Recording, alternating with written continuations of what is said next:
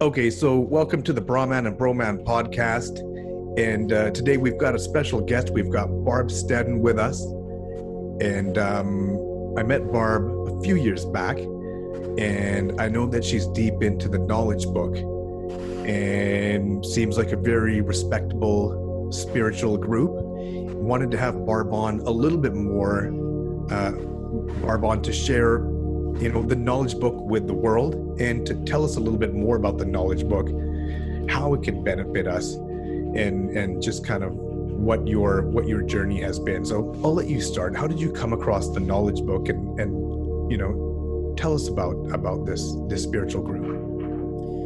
Well, in reality, the knowledge book finds you. So the book found me through another person, through a guy who I went to high school with. There was a lot of energetic prodding, shall we say, about a year before the first introductory chapters actually came to me. I was asleep. I was hardcore asleep. I had had a few experiences in my teenage years, or actually no, in my early 20s, when I decided to become an atheist. I was raised in Christianity, primarily. Well, actually, we kind of bounced around. So, I Yeah. mean, it's a bit of a long story. We bounced around through a lot of different Christian denominations and ended up Mm-hmm. in the Catholic. And I was really conditioned. And then I made a journey to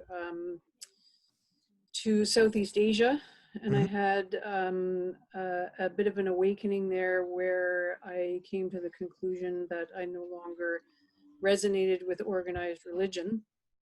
And when I returned back to Canada, I had um, a, a bit of a talk with myself, and because my family is still very religious. And so I had to, have a heart to heart with myself and see where my conscience lied, whether or not is this legit? Um, and I came to the decision that I was no longer trusting of organized religion. And at that point, when I came to that conclusion, there was a voice in my head that said, there's going to be some other information that is coming to you. You just have to wait. And approximately 10 years later, the friend of mine sent me the introductory chapters of the book after about a year of some really intense cosmic prodding. And when I read those chapters, I knew immediately that that was what the communication that I got 10 years prior, that's what it was referring to. And um, and it really woke me up. Um, Yeah. and I went through probably a 3-month really intense download of information. Mm-hmm. I read uh, ev- so many books, biographies on Krishnamurti and Yeah. on Dalai Lama. It was just a deep dive of spirituality and learning what a chakra system was. Learning, Gary Zukav, the seat of the soul was a big one for me. And Mm-hmm. I just loaded all of this information that I didn't have to. It was very intense because I wasn't learning it. Yeah. I knew it, but I was reloading it. It was being transmitted to you. It was being transmitted to me. It was like my crown chakra just got cracked open and they were just pouring information into me.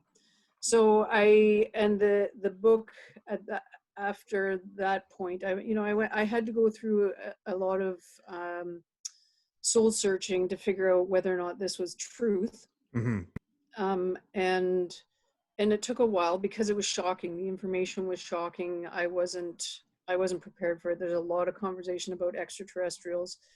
I didn't have any frame of mind prior to getting the book. And I also wasn't really looking. That was the strange thing for me, from my experience personally. I wasn't Yep. really looking, and then all of a sudden, there was the book, and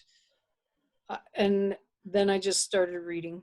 I just, from pretty much from that moment forward, I was reading, and I knew that this was something that was for me. It was a very it felt like home. The energy that was being transmitted to me, and the Mm-hmm. connection that I felt, it felt like home to me.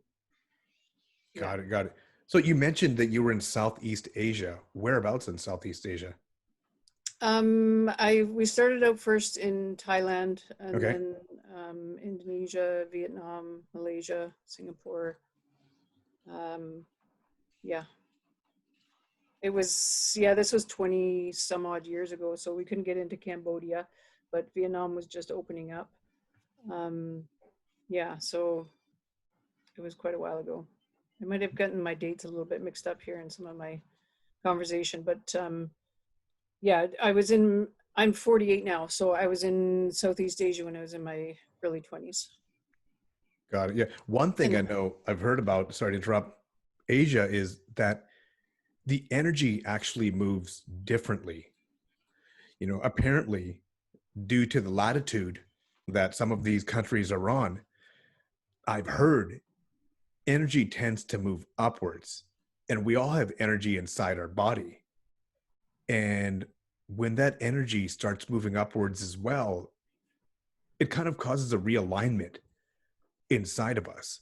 A lot of people say Asia is kind of the hotbed of spirituality, China, India, all around there. And if that's true, if energy moves upward more so in those countries, that could be a reason as to why you had that awakening there. yeah, well, as I understand it, and I would agree to your description there. We visit places on the planet where we have previously left our bones, so where we have died, and also for me, I know it just in the journey that I've been on in the last 11 years. I know that I've done some major evolution in Southeast Asia. I know that that's been a part of me for where I've lived lives.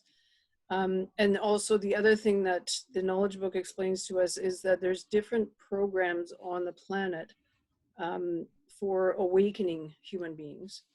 And the East has a different, like the Hindu program, the Buddhist program, those are different teaching, learning programs for the human to go through the evolutionary process, Mm-hmm. compared to that of what is more typical to the Western world, where we go through the books programs. And the Eastern philosophies are through reaching up through thought. Yes, through the human consciousness has to do the journey up, as opposed to when we're going through the books programs. The book is in front of us, and the cosmos is reaching and sending the information down. So that would be my understanding of how you say that energy, because it's very, yeah, the spirituality is a different journey through the evolutionary program than you would say religion. Awesome. Awesome. Yeah. So tell me a little bit about this knowledge book, like where, where, because I've never heard of it. So tell me a little bit more about Who wrote the knowledge book? I mean, yeah, who wrote the knowledge book? A little bit of history Show of you. the knowledge book. That's the book right there. And Can we just see it again? Could you just show it to all our viewers? Yeah. A nice clear shot of it. Okay. And so this is my book. It's been read quite a few times, so it's starting to lose a bit of its glitter, but yeah. So, and the woman here behind me in this photograph, her name is Bulin Chorek, Vedya Bulin Chorek, excuse me. And she is the receiver. She's called the Pen of the Golden Age. She channeled the information. Mhm. And she is the reincarnation of the Sufi poet Rumi from the Oh, 13th century. I'm familiar with Rumi. Yes, many folks now are becoming very familiar with Rumi and his Mesnevi and his communications of love, and that his writings were to prepare that part of the world for the Quran. That was the purpose of the energy, the intense energy that was in the Mesnevi. So in the 13th century, Rumi completed his program and essentially completed the evolutionary process on, through the different dimension fields, but agreed to come back to the planet Earth, where the Alpha Channel is in Turkey. So she lives in Turkey. And because the journey now is of the divine feminine, that's why she is in a female body. And she is 95 years old and lives in Istanbul, Still Turkey. alive? Yeah. Oh, wow. Really? Yeah. Yeah. Just to And she's reach the still age 95, that's very, impressive for what's me that? alone. Just to Sorry? live to age 95, that for me is impressive alone. Yeah, and she's still very vibrant. She gives conferences, well, other than when COVID is happening, she gives Mhm. conferences 4 times a year where she talks for, up to 8, 12 hours, giving information. She doesn't, yeah, she's really an extraordinary entity, Mhm. but she's not seen as a leader. Okay. She is a voice and a Mhm. messenger. She's the president of the association. The association is called the World Brotherhood Union. Okay. And there's another branch that's called the Mevlana Supreme Foundation. And both of those organizations are based in Istanbul, and they are not-for-profit organizations who are just here to facilitate and to bring the information of the knowledge book around the planet. Awesome. I think anytime you have a living master, it's really interesting because all sorts of things can be said or can be translated or decoded after the death of the person. But when you get the information firsthand, that's always an experience. So talk about what's in the knowledge book. What is the knowledge book saying? What are the core teachings? Does it talk about, like, where does it start? Does it talk about the creation of the universe? Does it go back that far? What are the core teachings? You mentioned extraterrestrials. Kind of give us a summation of what's in the knowledge book for our viewers. So the knowledge book is a cosmic transmission that carries the energy from the Omega dimension. It is the program that comes after the religious programs. So it's taking humanity into the next stage, into the golden age. And at this stage, the 300 years that they call the cosmic ages, up until the 23rd century when we enter the golden age, the knowledge book is here to engraft us with this advanced frequency so that the transition of as many archives, human consciousness archives, as possible into the golden age. So the book itself gives information pre-Big Bang, so Really? which is no other book on the planet has that information. So this book explains very beyond time, so far beyond time. It explains the structure that we live in. As you can see, that this diagram behind Mrs. Chorak there, that's called an atomic hole. Mm-hmm. So it explains to us how that was formed and the hierarchy. This is also the major thing that it explains, is the hierarchy of what we have previously been taught as God or Allah. So there's always a deity that religion or even the philosophies, the Eastern philosophies, have many deities. So the knowledge book explains the different layers and decodes some of the information that the sacred texts and the Eastern philosophies have given to us, and explains how the atom was created, some history Whoa. of the Egyptians. It explains how sound and color are relative to our existence here on this planet and relative to existence outside of our galaxy. It explains planetary relationships. It explains our relationships with our ancestors, as well as our elder brothers and sisters who are assisting us through this journey. Interplanetary communications. Yeah, it's really there. It's a lot, and the most important thing is not necessarily the knowledge that it imparts, despite it being called the knowledge book, Hmm. but is the frequency that it carries, and that it loads onto the individual who participates in reading it, Ah. because it's designed like a computer program. So it's got an extraterrestrial technology woven into the words that's called the light photon cyclone technique, where the energy from the Omega dimension is on the letters and in the words, so that the reader gets loaded with that frequency at a dosage that is comfortable for that individual, because all of us are going to be at different levels. We all know different things. So this book is designed to get us all to the same frequency and to all the same information, but not in a shocking manner and not in an agitating manner. It trains and guides us energetically.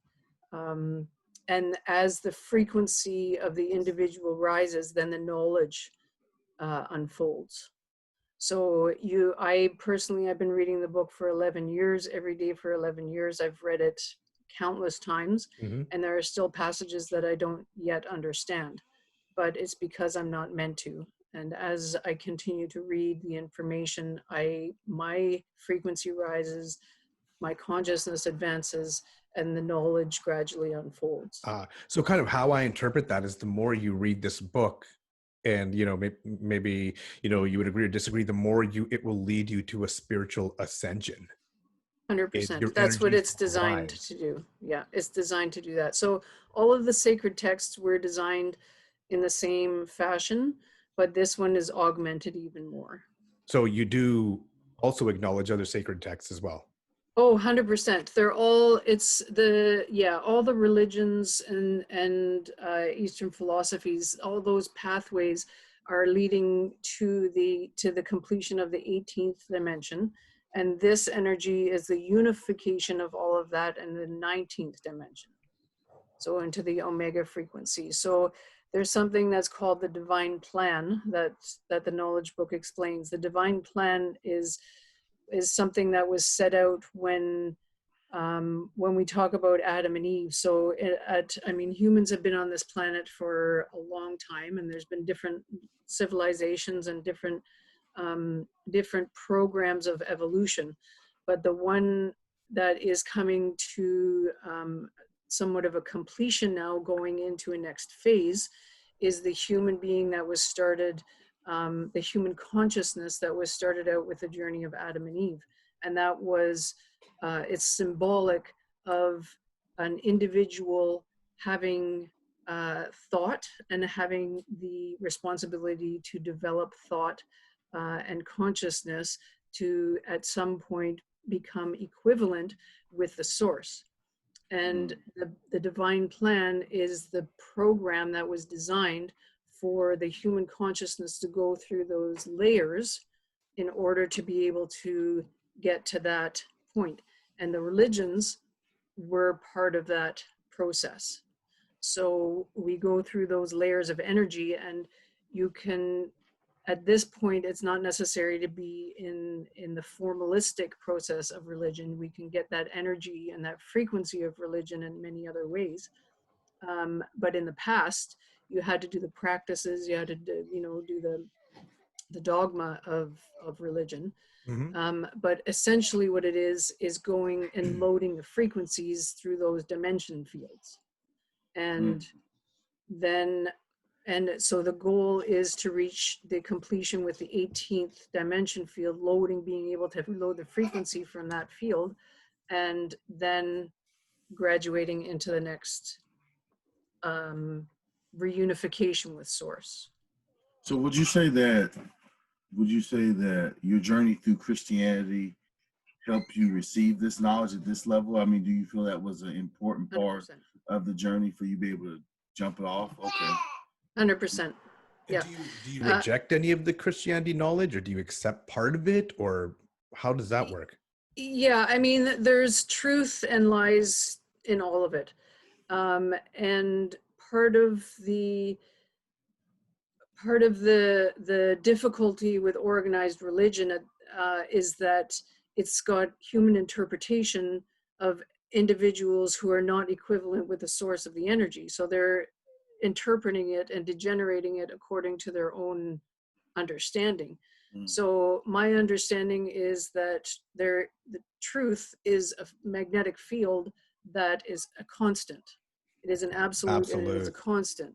And we get information from there. Yes. But the individual is responsible to what are you going to do with that? And every single one of us is going to interpret it a little bit differently. And religion has interpreted it according to its own journey.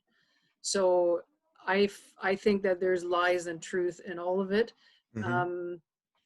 But the training that I've gone through the religions and through the Eastern philosophies and through the isms helped me to understand, and essentially because I loaded the frequency. So the first comes the frequency and then the knowledge. So you wouldn't, an individual who hadn't completed the religious programs and loaded the frequency from the religious programs, anyone or all of them wouldn't be able to enter into this magnetic field. Yes. And that magnetic field, that, that place where all knowledge exists, I've begun to call that the infinite dimension, because it never was born and it never could die. And I feel we all have some type of connection to it. And at times we've experienced it. We thought about someone and then they called us, or all of a sudden an idea popped into our head. Those are times when we've all felt just a drop of that. But I ask, what if you could be like that all the time? And Broman and I have had this conversation. Can spirituality give you superpowers? I believe it can, if you can tap into this dimension and keep that connection strong, Well, I think Jesus Christ had superpowers. I mean, the miracles that he performed, I believe that there was a man on this planet. His name was Jesus, and he did things that were based in alchemy. And the reason why at that time it was so remarkable was because people didn't comprehend what field he was tapping into. The consciousness level wasn't at a stage where they could comprehend that field of energy. At this stage of the game, now we're starting to understand that there are ways that the human mind can control crude matter. I mean, it's been done. It's on the planet. We've seen it done. Does the knowledge book specifically speak about Jesus? Does it speak? Absolutely. What does it say? Because I know that the Exalted One, Jeremiah, is he's a Jesus guy. I'm sure he'd be very interested in what the knowledge book is saying. Well, the knowledge book explains about all of the prophets. So Moses, Jesus Christ, Muhammad. And then there were 3 other lesser knowns, Beatty, Kadri, and also Mevlana. So it explains to us where they came from, what their energy fields were, and more importantly, what was their mission. So Jesus Christ's mission, this wasn't the only existence that he's ever had. His mission was to come here to this planet. He wasn't of humankind. He was of a different creation.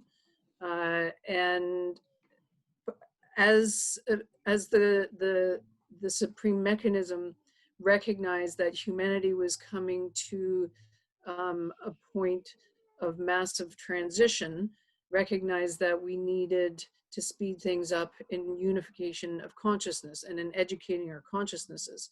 So that's why they started this program of 6,000 years of educating humanity to unify and to reach out to the cosmos. So Moses started that program, and then Jesus came after that, and Muhammad was also within that journey. And the book explains why they were seated where they were, what their, it doesn't talk in detail about his life, because this book is not about terrestrial life. This book is about cosmic existence and about our journey in the next existence and our cosmic existence. So the details of the planetary journey are not really in there, but the importance and what his magnetic field represents, and what he embodied in order to teach from that magnetic field. His magnetic field was of love. His dimension field is of love. So he was sent to the planet Earth to teach love. And so that was his mission, was to teach love. Jeremiah, you're a Jesus guy. What's your interpretation there? I don't think there's much room for interpretation. For your, telling us about the book. Yeah. But I do have a question. So I guess, how does one learn about the knowledge book? Do you guys have like gatherings or anything like that? Or, I mean, how does... We did before this COVID thing started. The knowledge book is designed to be a very social program. So the people who work with the book, it happens in varying levels. I myself I'm what's called a solar teacher. And a solar teacher is somebody who has gone through a 62-week training program studying the book. It's a free program. What we do is we come together in a group of 3, which is called a council. And councils around the world study every Tuesday at the same time that we choose within the council in the same place. But it has to be done within the 24-hour period of the Tuesday. And we read one chapter of the book each week, and we discuss it.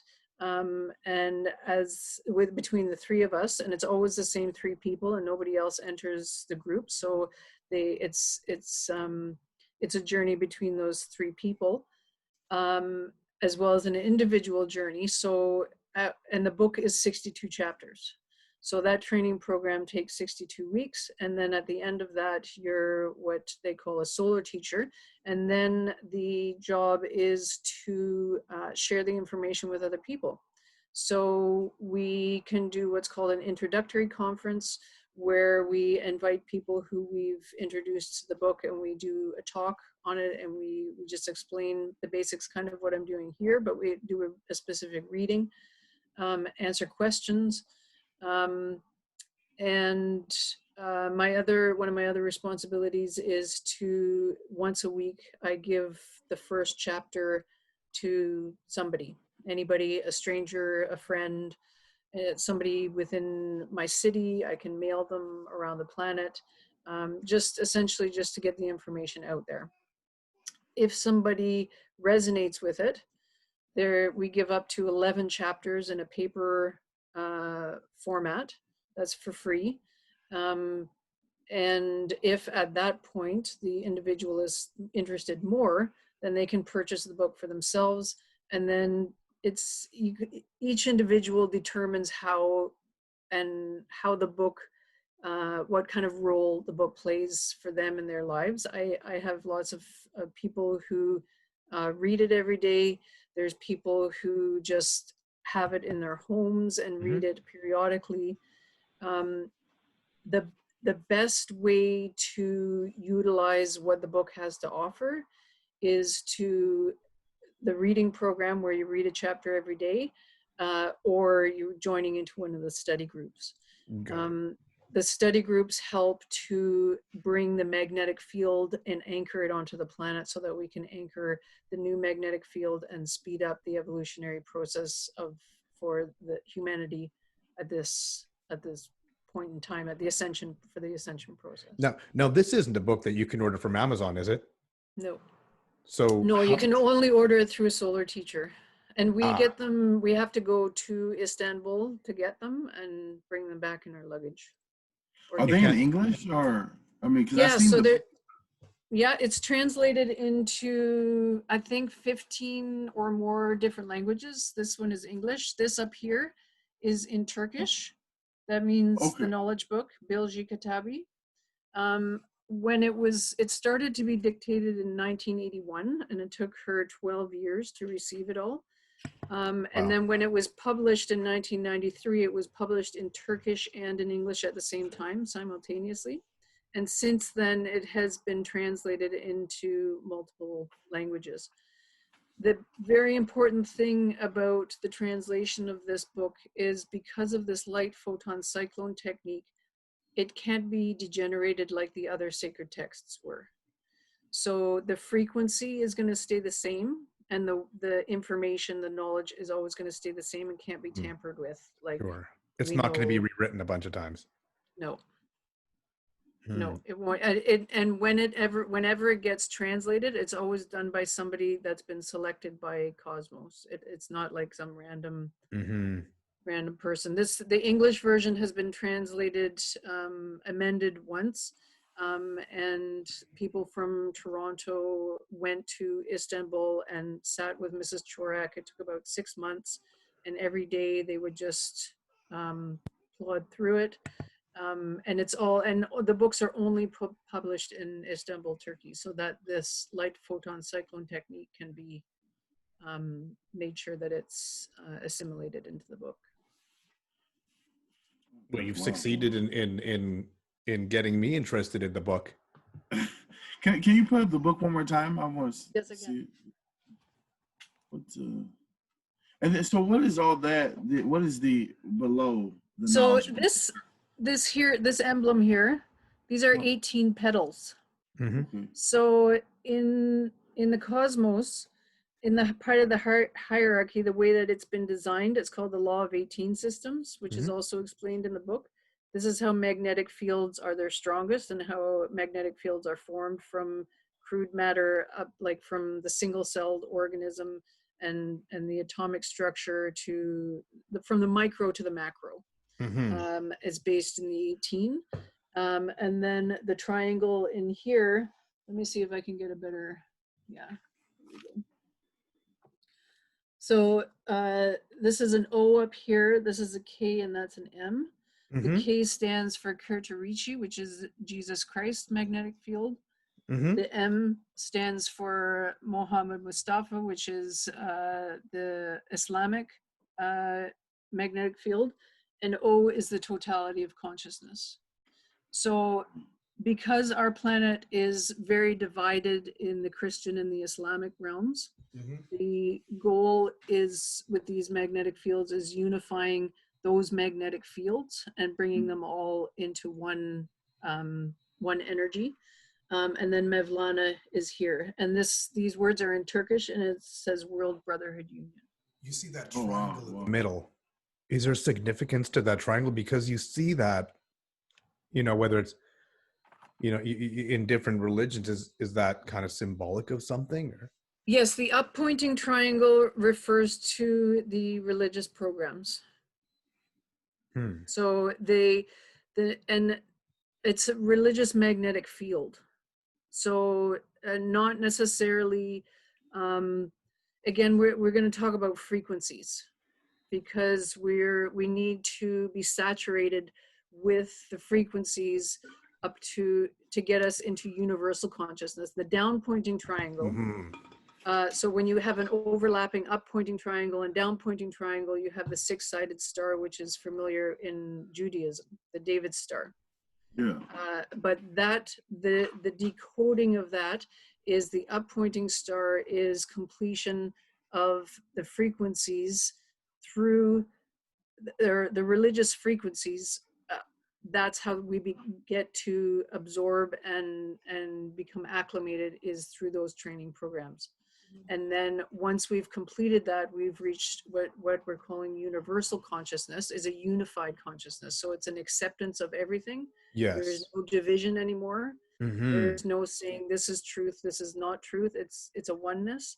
And Mm-hmm. that's when the down pointing triangle and the information, the knowledge from different dimension fields will then start coming to the individual. Mm-hmm. So can I ask, what was before the book was written, what was the background of Mrs. Korak? She was a medium, but not professionally. Her husband was a doctor. She's a mother, and just fairly regular human being. And now if you passed her on the street, you wouldn't notice her from a grandmother. She's a very typical looking terrestrial. That's part of her journey, is to be integrated with the terrestrial journey. When she was about 45, that's when Cosmos tapped on her consciousness and said, we have the information. Will you partake? Because she also had the choice to say no. And it explains that in the book as well. Oh wow! So you think maybe so at a certain point in her life, the cosmos tapped her, and then once she said she could receive it, and then is that, you think that's happening to other people that are encountered in the book too as well? Like they said, they get the option, or? Well, she, like, technically, once you get to a certain stage of evolution, and especially her evolution, Cosmos doesn't send you back here for fun. This is a planet of very concrete evolution. So you come here to evolve, or, and I mean, missionaries do an evolution as well, but at a certain level, you're not coming here to learn the 10 Commandments. So she still always, you always have a choice. A consciousness always has a choice once you get, and even coming to the planet, we have the choice to come to the planet or not. But this planet is a concrete planet to complete your evolution. And Mrs. Chorak she wasn't necessarily aware that this was her mission until it was time. Because the other very important thing is that, which you guys know about, there's divine timing. And so according to the cosmic timeline, humanity wasn't quite ready for this frequency to come to the planet. And the timing wasn't right. So not until 1981, November 11th, when they first contacted her for this. They contacted her previously, but it wasn't for this purpose. So the purpose of the dictation of the knowledge book was very specific mission for her. And she didn't really want to be known. She didn't want people to know who she was, but that was also a really important part, or is a very important part of the book itself, the process for the book. Awesome. And then real fast, it's like, is there any maybe small passage that you could read, or would you give somebody that was beginning on this journey with the knowledge book? Is there something just your favorite passage? I can read a little bit. Let's see. Whichever page of the cosmos shall have you open. Yes. The World Evolution Plan. Page 444. There you go, right there. Okay, so this message is 4 pages long. So I'll just go for a few minutes. Is that okay? How much time do we have? We've got a little bit of We're good. time. You're Maybe comfortable? Okay. give us a minute's worth, maybe. Okay. So the world evolution plan, our friends, the living beings coming into existence in each existential dimension have evolution processes. The divine administrative laws supervise this. This is realized by projecting on you the triple mechanism. This triple mechanism is as follows. 1, the first universe. This is the light universe. It is called the dimension of Almighty the Absolute. 2, the second universe. This is the existential dimension. It is the biological universe. 3, the centrifugal universe. It is the dimension of the all-dominating the Absolute. It is under his administration. Your world is in the third dimension. Its vibration frequency is the first Do frequency in the musical universe. The musical universe is Altona. Evolutionary scales gain value in accordance with these universal frequencies. The evolution of the world is completed in 3 steps. 1, 7 terrestrial knowledge between the third and the fourth dimensions. It has 7 layers. 2, 7 celestial knowledge, second evolutionary station. This is completed in the 4 layers of the fourth dimension. 3, 7 universal knowledge, received by the consciousness of the 6th and the 7th dimensions. The third and the fourth dimensions are biological dimensions. Both work cooperatively. In the 2 tranquil times of the 5th dimension, both your cells and your light bodies are purified in the relaxation pools and are engrafted with incombustible energies, and thus they are unified. Beginning with the 5th supreme time, you are engrafted with the energies of different dimensions, and you are gradually subjected to embodiment to be born into the dimension of immortality. The energies of the supreme times in Karena gain value from the high towards the low. During the transition to the 5th dimension, you leave your biological bodies. In the 2 tranquil times, you exist as an image of pure energy. Inside the body, that is like a rainbow of light, the eye of your essence is seen. This is the visionless appearance of the fetus. The 5th dimension of Karena is a preparation equivalent to the 9 months, 10 days period corresponding to your world time. When you come to the 1st supreme time, that is to the final gate of Karena, you are born with a biological body to the 6th dimension, which is the dimension of immortality. There, you are a free spirit, a free awareness. You become the master of your own body. You claim your spiritual energy in the 7th dimension, and you become integrated in this.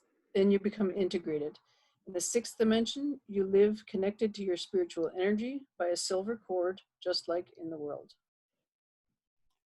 So the goal through this up-pointing triangle is to get us to that 7th dimension. The 7th heaven. The 7th dimension. Which is the reflection from the 18th dimension. So it all kind of works. They explain that it's really quite complex, and it's hard to unfold in my brain and then unfold it again for you, but it's a reflection mechanism. Like, it's reflection. Awesome. Yeah, awesome. No, it's been awesome having you as a guest. We're getting pretty close to the end. I wanted to just play a little bit of a game with you. I'll call it rapid fire. I'll give you a question or a topic, and within 10 to 15 seconds, you can let me know what the knowledge book has to say about it. Sound good? Are you ready for this? Right. All right. Okay. The creation of the universe, according to the knowledge book. I bigger than the Big Bang. Bigger than the Big Bang. Yeah. You want it, you want it like me to unfold it, or you want small, short answers? Just, I know you could probably go off for about half an hour on this one. Yeah, it's really complex. I don't want to do a disservice by trying to narrow it down into something,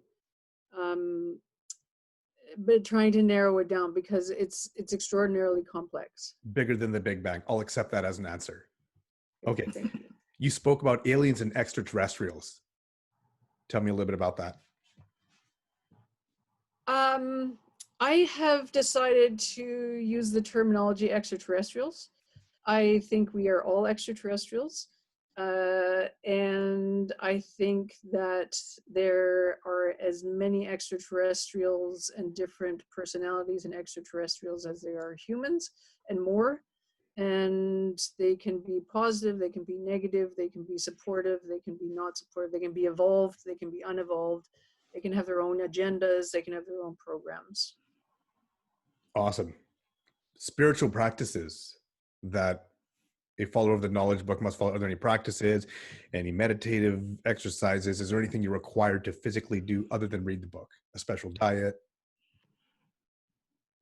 Nope. Absolute freedom. You go by your own conscience. If you want a strict diet, yeah, you go by your own conscience. There's no rules for any of that. Smoking cigarettes is not recommended because that closes your channels. Mm-hmm. Narcotics the same. Alcohol lowers your vibration. Mm-hmm. So the suggestion is to be very mindful. It's not healthy for the physical form. Mm-hmm. But no, there's no rules. It all goes by your own conscience. Final question. What happens when you die? If you have completed or surpassed the dimension field from which you first entered when you were born, then you move into the next dimension field. If you haven't, then you stay in the field that you were at, and hopefully you get a chance to come back to try again. Bonus question. Can you escape that cycle, or are you stuck in it forever? You can escape it by graduating, by working and evolving your conscience and your consciousness and mastering yourself. Now, what if one doesn't work? What if one doesn't work for that at all? And with those that are actually achieving those levels, are they going to be their saviors? Can they save them by getting more active and achieving those heights? If I understand what you're asking correctly, the work that light workers do assists the rest of humanity.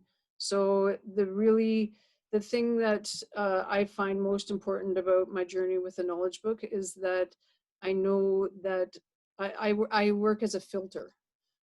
So the omega frequency is too intense for most people on the planet who are still working to get to the fourth dimension, to get to the so-called heaven. So the energy comes through me and reflects out in a smaller dosage so that they can assimilate the particles, and it speeds things up. Yeah, holding a space, a light space, and it speeds things up for the evolution of the rest of humanity. Yeah. Awesome. Yeah. Well, I mean, that was awesome having you on. I felt like we just stepped into the infinite dimension there. Maybe leveled up a few notches with you. That was good stuff. That was really good. I can see us having you on again as a reoccurring guest with some of the information that you're bringing. Obviously, the knowledge book is very extensive, and our viewers might want to hear a little bit more about this. So yeah. I do thank you for being on with us. It was fairly enlightening. My pleasure. And Jeremiah, anything from your side there? No, thank you so much for being on. There's a lot of new information. So, I think our guests will definitely have some questions after this airs, and hopefully we can get you back on sometime to answer those questions, because it does sound like a lot, and we want to learn. That's what we're here for. Awesome. Yeah. So I really appreciate the opportunity. It's since this COVID thing, there's been the same. We've had to abide by the same restrictions of gatherings and all that sort of scenario. So I appreciate the opportunity to talk to people who want to listen. Likewise. Jeremiah, I'm just going to stay on and wrap it up a little bit, but thank you very much for joining us. Pleasure. And thanks, guys. Great to meet you, Jeremiah. Good to see you again, Infinite. Okay. Thank you. Bye.